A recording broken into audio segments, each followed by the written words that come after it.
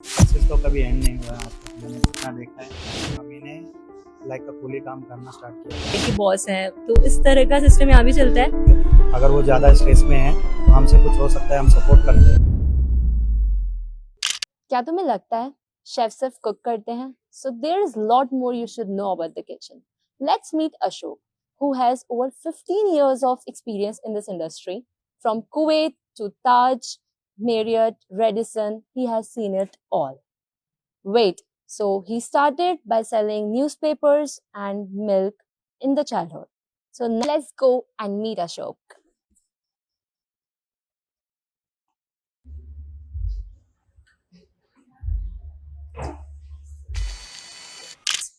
तो आपने शेफ बनना कैसे डिसाइड किया, और क्या आपकी चाइल्डहुड और बैकग्राउंड स्टोरी थी, तो हम वो जानना चाहते तो मेरा जो बचपना था, तो मैं मुंबई, तो मेरी मम्मी ने लाइक का कूली काम करना स्टार्ट किया था।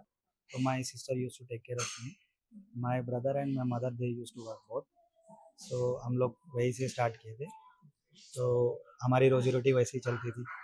फिर उसके बाद जब मैं बड़ा होने लग गया तो मेरी मम्मी ने मुझे स्कूल में ज्वाइन किया।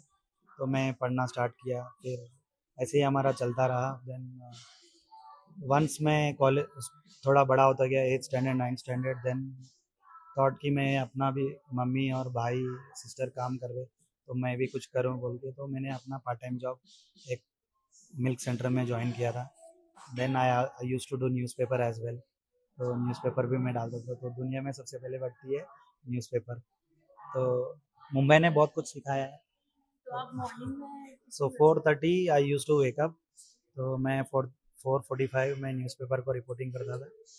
न्यूज़पेपर फिर मैं 15 घर में मैं न्यूज़पेपर डालता था। Then I use to report milk center. फिर वहाँ से मैं मिल्क सेंटर में 2 आवर्स काम करता था। देन बैक टू होम जाके फिर रेडी होके फिर मैं निकलता था स्कूल के लिए। मिल्क सेंटर में काम करता था। तो वहाँ पे जो मिल्क सेंटर में एक मेरे जो जो मैनेजर थे, ये हैज़ थॉट मी, मतलब उन्होंने मुझे सजेशन दिया था कि इस इंडस्ट्री में आप जाओगे तो you will get a better opportunities, career set होगा एंड प्रोफेशनलिटी भी अच्छा रहेगा। आई डोंट नो उन्होंने क्या सोच के बताया था, but which he thought me very nice way and मैंने वो चूज़ कर लिया था। Then I been in this industry. Nice, okay, ने खुद को खुद से बनाया है। ओके, तो बेसिकली जो शेफ की हायरार्की होती है उसके अंदर बॉस और जैसे बॉस जूनियर, कॉर्पोरेट में तो ऐसा चलता है कि बॉस है, तो इस तरह का सिस्टम यहाँ भी चलता है। नहीं, बॉस करके नहीं होता है। सडन होता है। जैसे कॉर्पोरेट कॉर्पोरेट बोलोगे तो उनका काम अलग ही होता है। सो जैसे कॉर्पोरेट वाले होते हैं, सारे 10 कंपनी को हैंडल करते हैं। अब एग्जीक्यूटिव शेफ होता है, वो उस किचन का इंचार्ज होता है। तो he has to maintain that planning and menu designing, costing के बारे में कंट्रोल करना होगा। That's difference. तो मतलब जूनियर शेफ्स और सीनियर शेफ्स में क्या बॉन्ड रहता है उनका? मेरा जो ऑफिस में फॉर एग्जांपल एक एक अप्रेंटिसशिप जो रहता है, वो भी मेरे पास आ जाता है कि शेफ ये कैसे करना है। So that's how makes your, आप टीम के साथ कैसे रहते हो, वो यहाँ पे होता है इसमें। तो शेफ बनने के बाद आपकी पहली सैलरी कितनी थी? से when I was joined as a apprentice, उस टाइम पे मेरी सैलरी थी 4,000।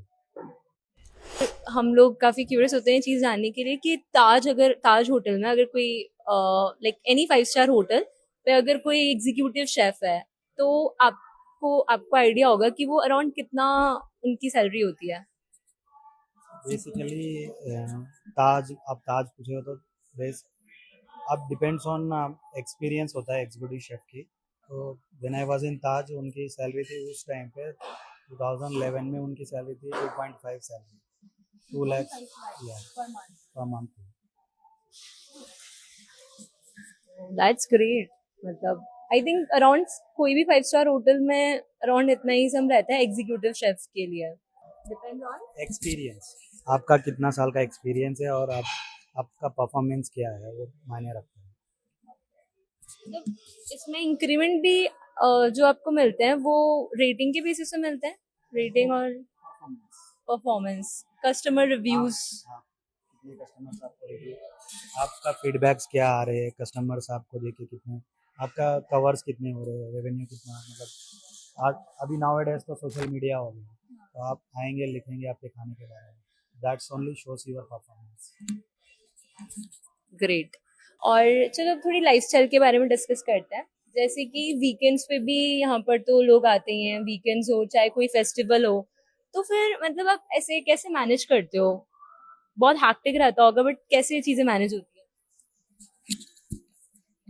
वीकेंड्स में तो शेफ लोग की लाइफ बिजी रहती है, मतलब क्योंकि सारे लोगों का छुट्टी रहती है, तो they comes for the dining, so chefs तो बिजी रहेंगे उस टाइम पे। तो फैमिली बैलेंस हम लोग जो वीक डेज होती है, जहाँ जिस दिन बिजी नहीं रहता है, उस दिन हम फैमिली को टाइम देके फैमिली का बैलेंस करते हैं। तो ऐसा कुछ होता है कि वीक में आपको, जैसे हमारे बाकी जगह सैटरडे संडे ऑफ होता है, तो आपको वीक में कोई पर्टिकुलर 1-2 दिन ऑफ मिलते हैं? रहते हैं, that's what I told you, week days में हम लोग को जैसे कि मंडे या ट्यूसडे इतना बिजी नहीं होता है, तो we can take Tuesday and Wednesday हम लोग ऑफ लेते हैं। और जैसे एक और क्वेश्चन होता है सबके माइंड में कि आप भारत में सब यही जानते हैं कि अगर जो आपकी एनर्जी होती है वही आपके खाने में फ्लो करती है, तो सबकी लाइफ में स्ट्रेस होता है, सबकी लाइफ में दुख होता है, तो एक शेफ कैसे मैनेज करता है उस चीज को? बिकॉज उन्हें डेली खाना बनाना है और अच्छा, और अगर वो स्ट्रेस्ड आउट है या फिर दुखी है, तो वो चीज एनर्जी फ्लो करेगी खाने में, तो वो कैसे इंश्योर करते हो आप? बेसिकली हम सारे जो भी नए होते हैं या जो ट्रेन करते हैं टीम को, आपकी जो स्ट्रेस है वो ऑलमोस्ट हम लोग उस स्ट्रेस को पहले जान लेते हैं। अगर इसी से अगर वो ज़्यादा स्ट्रेस में है तो हमसे कुछ हो सकता है, हम सपोर्ट करते हैं। अगर स्ट्रेस आउट है तो उनको थोड़ा रेस्ट करते हैं हम लोग। अदरवाइज ऐसे स्ट्रेस में किसी को वो खाना बनाने हम लोग सपोर्ट नहीं करते हैं, तो we will give for them rest for the some time, peace रहने के लिए हम लोग बोल देते हैं रेस्ट ले लीजिए। तो बेसिकली आप एज ए टीम ऑपरेट करते हो, और किसी को कोई तकलीफ है तो वो शेयर कर देता है, तो उस हिसाब से आप लोग मैनेज कर लेते हो कि वो काम ना करे, कोई और उसकी जगह कर ले। Okay, nice. अगर कोई रेस्टोरेंट ओनर है और उसे शेफ को हायर करना है, तो क्या ऐसी 3 चीजें हैं जो उसे देखनी चाहिए एक अच्छे शेफ में? उन अगर उनको हायर करना है तो वो जो शेफ को हायर करेंगे उनको बेसिकली मेनू प्लानिंग होना चाहिए, मेनू डिज़ाइनिंग आना चाहिए, एंड कॉस्टिंग के बारे में उनको, एक डिश आप बनाओगे उसका कॉस्ट क्या होगा और उसका सेलिंग प्राइस क्या रखना है, तो वो पता होना चाहिए। एंड टीम को कैसे मैनेज करना है वो आना चाहिए, दैट्स मेजर क्वालिटीज होना चाहिए जो आपके restaurant में। तो एवरीथिंग अबाउट सेलिंग प्राइस और क्या किस तरह से मार्केट करना चाहिए, वो भी शेफ ही डिसाइड करता है। ओके। और आपके लिए सक्सेस क्या है, और आपको लगता है कि आप लाइफ में आपने सक्सेस अचीव कर लिया? सक्सेस तो ऐसा मैंने अभी तक कुछ सोचा नहीं है, बट जैसे पोजीशन बढ़ता जाएगा वैसे आगे बढ़ते जाएंगे। सक्सेस तो कभी एंड नहीं हुआ है आज तक, मैंने जितना देखा है सक्सेस एंड नहीं है, सो दैट्स, जितना सक्सेस मिलता जाएगा उतना लेते जाऊंगा। आपके लिए सक्सेस है क्या?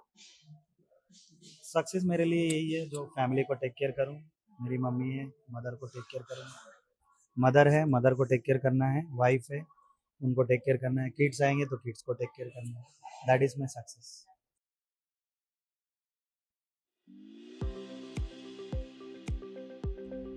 One dish you will never get bored of. Grill chicken. Most underrated Indian ingredient. Salt. Who is your favorite Bollywood star and what would you want to serve him? Shahrukh Khan. उनको मेरा एक ग्रिल सालमन है, Atlantic salmon, that I want to give him, I want to serve him. ऐसी कौन सी dish है जो आपने सबसे कम टाइम में बनाई है? पास्ता। एक ऐसी मोटिवेशन लाइन जो आपको हमेशा मोटिवेटेड रखती है? I am a hard working. Wow, ये क्या प्रिपेयर किया आपने? Grill chicken. Grilled chicken.